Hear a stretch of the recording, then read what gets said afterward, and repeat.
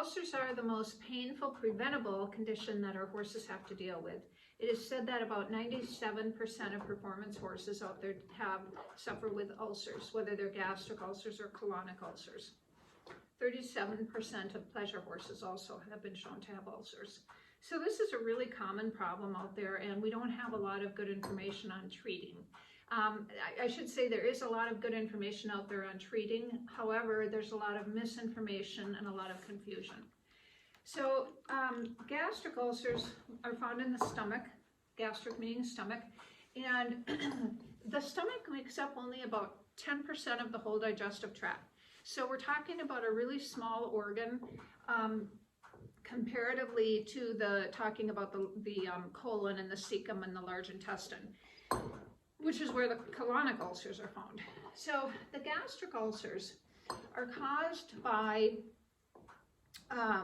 there's speculation that they're caused by a few different things. One is going to be the acid erosion. So the bottom 2/3 of the stomach are made up of glandular tissue. There's a gland that's secreting hydrochloric acid all the time. As horses are grazers, their system is designed to have little bits of forage coming in all the time and have that hydrochloric acid working on that forage all the time. Now, the hydrochloric acid is secreted whether the horse is eating or not.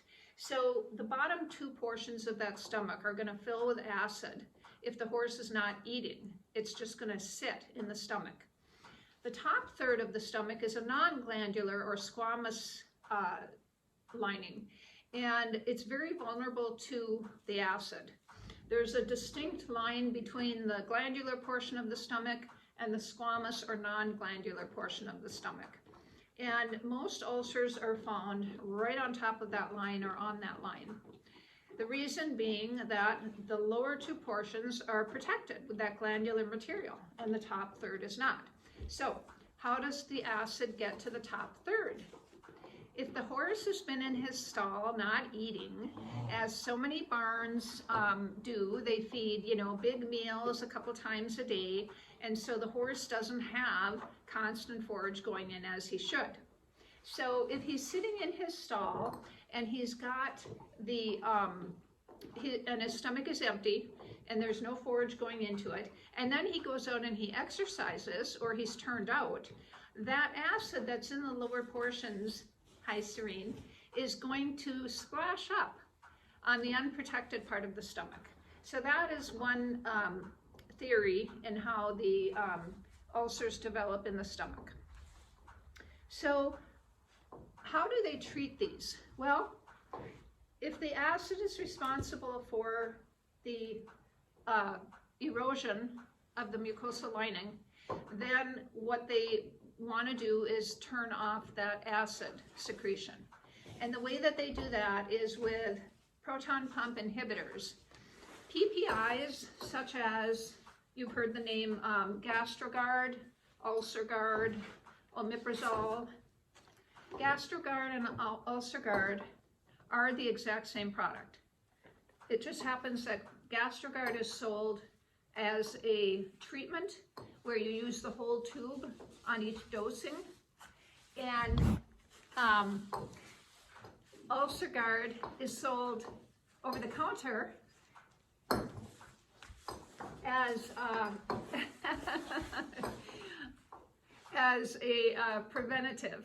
And so the UlcerGuard is dosed at a much smaller level. So they give you a syringe and then it's got the markings on it and you just give a little bit every day. Whereas the GastroGuard, identical product in the same kind of a syringe, but you give the whole syringe at once, therefore providing much more of the effective ingredient, and that is thought to be the treatment. So that is by prescription only. So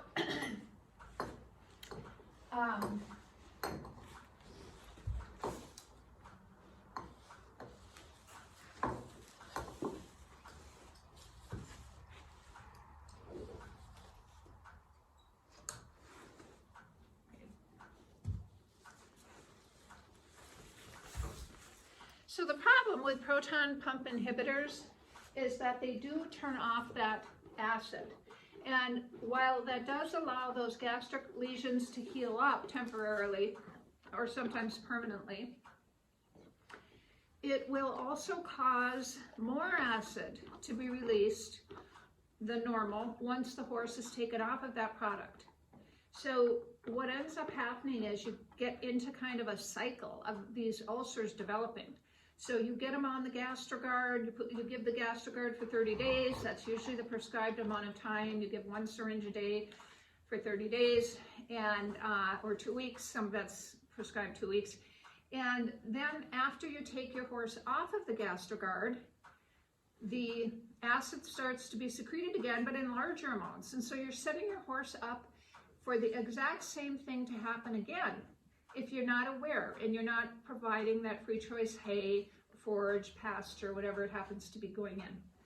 So,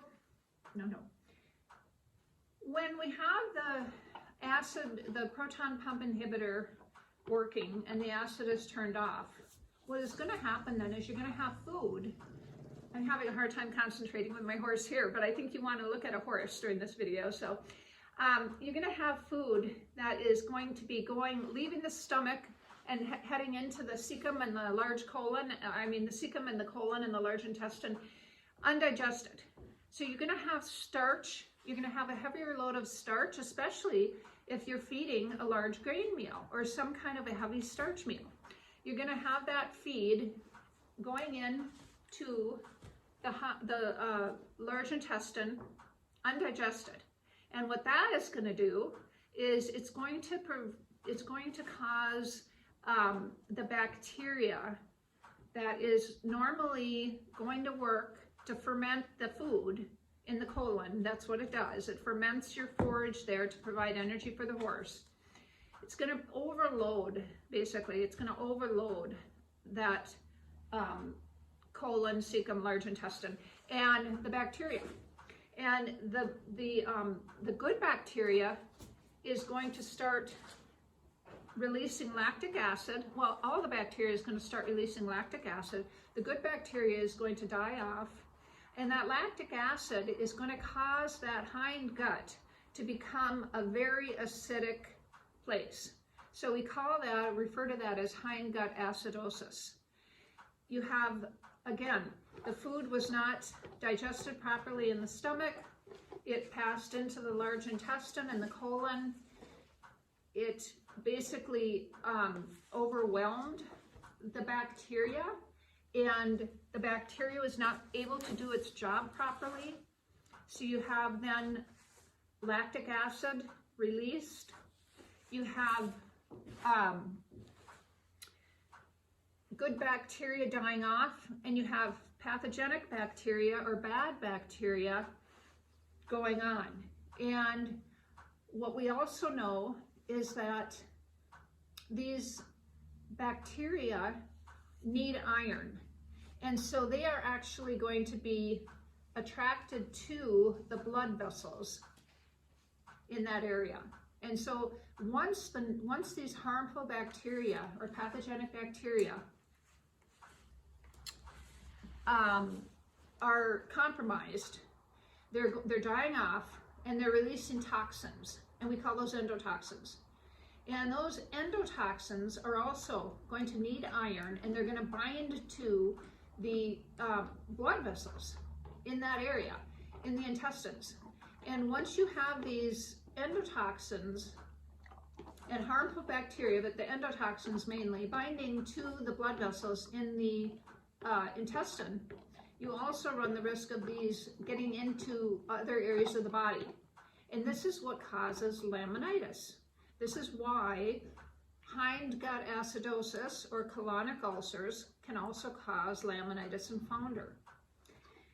So the treatment of providing GastroGuard, using GastroGuard or using UlcerGuard or another form of omeprazole is not a good way to go for this very reason.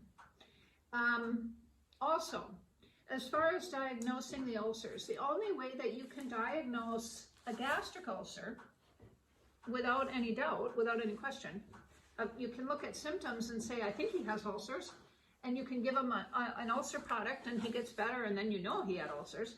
But the only way that you can, the only diagnostic tool that is foolproof is an endoscope.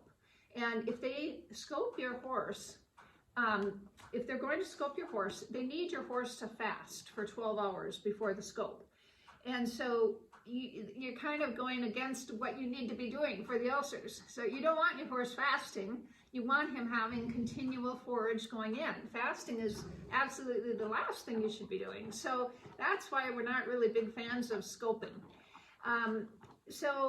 But you know, if the situation warrants it and you have to have an endoscope, that's what you got to do then. So you can't scope hindgut ulcers. The scope will not see anything except for the gastric ulcers. So the only way you can make a diagnosis of hindgut ulcers is by watching for your horse's symptoms: poor condition, crankiness, no appetite, lethargy, cranky at feeding time, doesn't want to be girthed up or cinched up, doesn't want to be ridden. All of those things can be signs of the very painful hindgut acidosis. And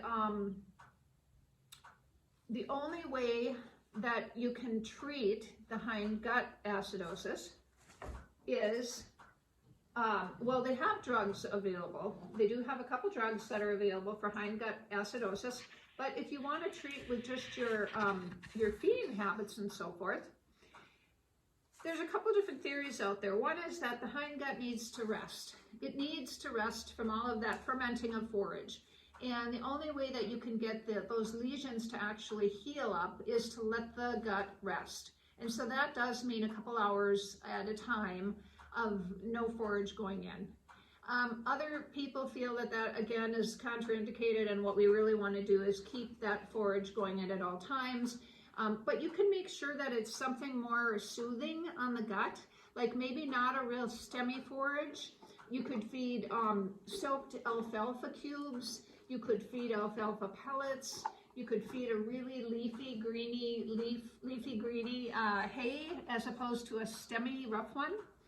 And you know, there again, it's going to depend on the horse's condition, the severity of the ulcers, which diet approach is best. But when you're not sure which your horse has, gastric or hindgut acidosis or both, it's best to keep the forage going in. The other thing you can do to test for hindgut acidosis is simply to take a pH strip. You know, you can buy those at the drugstore or buy them on Amazon or whatever. And you can take your horse's manure, take a few balls of your horse's manure, put it in a plastic bag, pound it down, and just to give it a good mix, just so you're getting a representative sample of the whole manure pile. And then take your pH strip and just let it soak on there for a minute until the color changes. And then, you know, you can look at your pH container and see what your horse's manure reads at. So if your horse is reading at 6.5 or lower, that's going to be acidic. 6, anything below 6 is very acidic. So you want something that's around 6.8 or so. Anything above is going to be alkaline, anything below is going to be acidic. 6.8 is about normal. So, so there you have a few ways, you know, again, watching the horse, watching his eating habits, watching his mood, and then testing the pH of the manure for the hindgut acidosis. And for the gastric ulcers, those same symptoms, and you can also have the horse scoped if you need to. So, just a couple more points about the omeprazole and the Gastrogard. A couple more points on the causes of ulcers. NSAIDs have been said to cause hindgut ulcers. And the way that works is the NSAIDs are designed to kill certain, or to block certain enzymes. And they will, or prostaglandins, they will actually block good prostaglandins and pain prostaglandins and pain enzymes. So you want them to block the pain enzymes, that's why you're using the NSAID, but they will also block the good prostaglandins, which are responsible for not only blood flow, but also mucosa production in the horse. So that mucosal lining is going to be compromised by using NSAIDs. So staying off of those products as much as possible. We also know that a horse that is stressed will release more cortisol, and cortisol will also cause a decrease in those good prostaglandins, just like NSAIDs do. So keeping your horse at low stress, all right, keeping your horse with a friend at all times. Keeping a horse alone is never, ever a good way to go. Having friends available, having forage going in all the time, having the horse turned out as much as possible, if not 24/7, this is what we do here. Making sure that they have a good water source, tepid, heated water in the wintertime, and they're not receiving any large grain meals. So the smaller, more frequent feeding is best, and never feeding more than 4 pounds at one time. So I hope that was helpful. If you have any questions, please reach out to either Dr. Angela or myself, and we'll be able to help you. All right, take care. Have a great day.